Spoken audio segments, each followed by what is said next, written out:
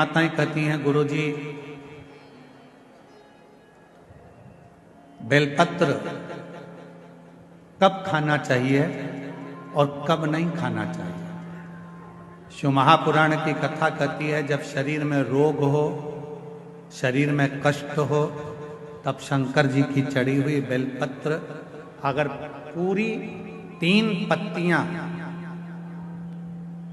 मान लो आप पूरी 3 पत्ती भी बेलपत्र की नहीं खा सकते, तो बेलपत्र के आगे की थोड़ी सी एक अंश नोक मात्र भी आपके मुख में अगर जाती है तो भी वो उतना ही असर करेगी जितनी पूरी पत्ती करती है। एक अंश मात्र।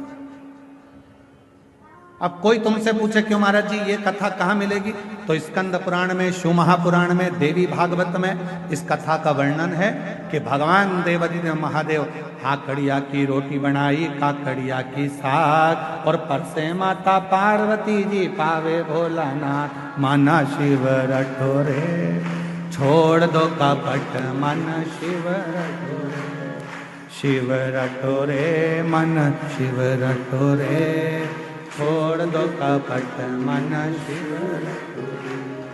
आकड़िया की रोटी बनाई, काकड़िया की साग, आकड़िया की रोटी बनाई, काकड़िया की साग, और परसे माता पार्वती जी, परसे माता पार्वती जी पावा भोलानाथ, मन शिव रटोरे, छोड़ दो कपट मन शिव रटोरे, मन शिव रटोरे, मन शिव रटोरे, छोड़ दो कपट मन शिव। हमारे यहाँ शास्त्रों में ऐसा मिलता है कि पार्वती जी भोजन बनाती हैं, शिव जी को खिलाती हैं। भोजन करने के बाद बाबा भोलेनाथ जब भोजन कर लेते हैं, जो पात्र में भोजन बचता है उस पात्र के एक अंश को पार्वती जी निकाल लेती हैं, एक अंश को गणेश जी निकाल लेते हैं, एक अंश को कार्तिकेय निकाल लेते हैं, और बाकी का जितना अंश है उसका कुछ भाग गण ले जाते हैं और उसका कुछ भाग देवता अपने साथ लेकर जाते हैं।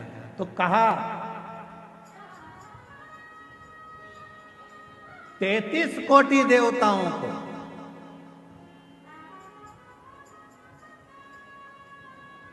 भोजन की थाली का कितना भाग मिलता था, जरा ध्यान से सुनना प्रयागराज वाले। जितनी मेरी जीजियां बैठी हैं, जीजा बैठे हैं, मेरी बेटियां बैठी हैं, बेटा बैठे हैं, जितने मेरे बुजुर्ग माँ बाप बैठे हैं, सब सावधानी से सुनना। और जितने आस्था चैनल पर, फेसबुक, यूट्यूब पर, जितना सोशल मीडिया पर सुन रहे हो, सब सावधानी से सुनना कि शिवजी की थाली में से जो भोजन बचता था वो 33 कोटि देवता, अब ध्यान देना, गणेश जी का हिस्सा निकल गया, पार्वती जी का निकल गया, कार्तिकेय जी का निकल गया, योगिनियों का निकल गया, गणों का निकल गया, उसके बाद में देवताओं का हिस्सा। आखिर वो देवताओं के हिस्से में से 33 कोटि देवताओं को उस भोजन में से मिलता कितना भोजन मिलता होगा, वो प्रश्न है। तो कहा प्रसाद का मतलब क्या है। जो शंकर जी की थाली में से भोजन जाता था, भगवान नारायण के लिए लक्ष्मी जी लेकर जा रही हैं, और वैकुंठ जाते जाते जितने देवता उस प्रसाद का दर्शन करते थे, वो प्रसाद उतना उतना उन देवताओं की दृष्टि में समाहित होकर उनके हृदय में उतरता जाता था। भोजन का कण मात्र का दर्शन भी सुख दे जाता, कण मात्र का दर्शन भी सुख दे रहा।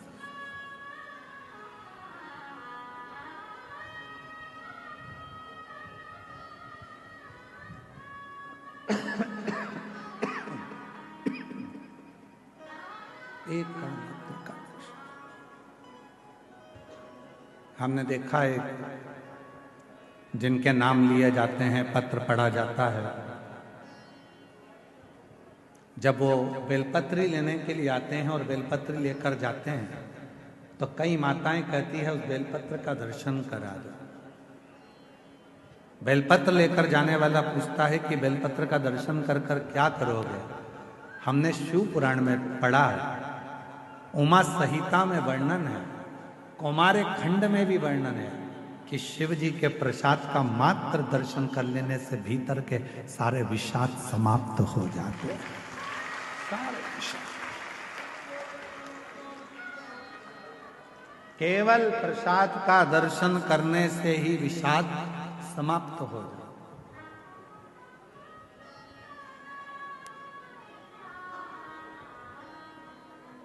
आप लोग रोज रोज अगर बेलपत्री खाओगे, भाई स्वास्थ्य खराब है तब थोड़ा सा अंश ले लो, रोज रोज खाओगे तो मुख में छार छार सा हो, कई बार स्वाद नहीं आता फिर भोजन, कई बार जिह्वा छारी छारी सी हो जाती।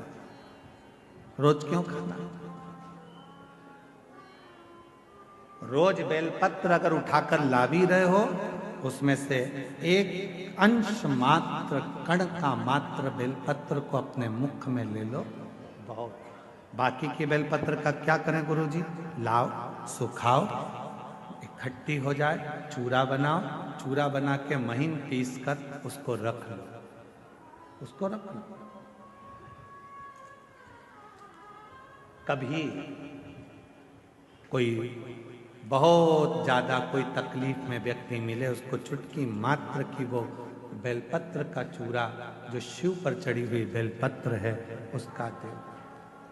महाराज जी, बाबा जी, अभी एक गौ माता को बीच में एक रोग हो गया, गाय के पूरे शरीर पर महाराज जी ऐसे गांठ गांठ जैसे फुंसियां पड़ने लगी। वो स्मरण में हमें आ नहीं रहा है?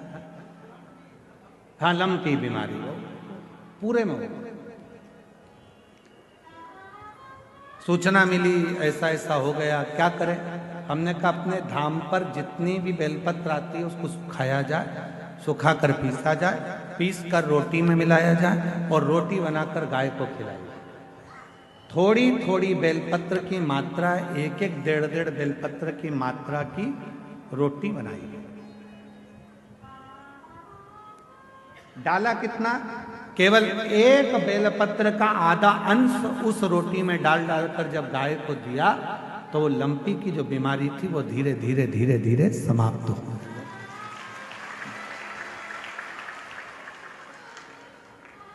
दवाई की तरह बेलपत्र की भी मात्रा होती है कि कितनी मात्रा में खाना है।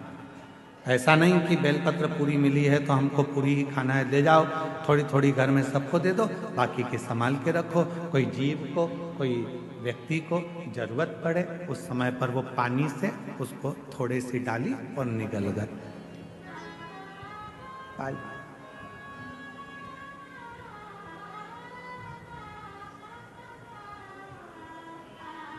कुछ मात्रा, और बीमारी हो तब जरूर उसकी बेलपत्र का थोड़ा सा भाग शिव पे चढ़ा हुआ अवश्य।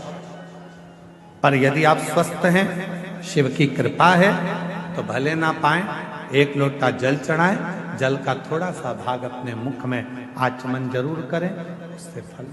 कई लोग कहते हैं गुरुजी हम जब भगवान शंकर का मंत्र जाप करते हैं, शिव नाम लेते हैं, शिव जी का स्मरण करते हैं, शिव नाम का स्मरण करते हैं, भगवान शंकर की विरल भक्ति को धारण करते हैं या शिव नाम को हम ग्रहण करते हैं, तो हम जब भगवान शंकर के मंत्र को या शिव के नाम को जब हम जपते हैं, शिव नाम को जब हम लेते हैं, तो क्या वो देवाधिदेव महादेव तक हमारा लिया गया नाम पहुंच जाता है?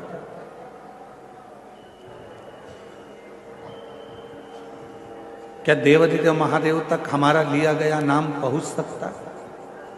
तो पहले तो अपने भीतर से एक भ्रम निकालो, अपने अंदर का एक भ्रम निकालो कि महादेव तक हम जो नाम ले रहे हैं वो पहुंचेगा कि नहीं पहुंचेगा। पहले अपने भीतर का ये भ्रम समाप्त करो। मतलब आपकी दृष्टि में ये है कि आपकी दृष्टि में लगता है कि ऐसा है कि शंकर भगवान हमसे बहुत दूर है, शिव जी हमसे बहुत दूर है। जब तो आपकी बुद्धि में यह बात आती है कि हम जो बात कहेंगे वो शिव जी सुनेंगे कि ना सुनेंगे, हम जो मंत्र बोलेंगे, जो मंत्र हम बोलेंगे वो मंत्र शिव जी तक पहुंचेगा कि नहीं पहुंचेगा।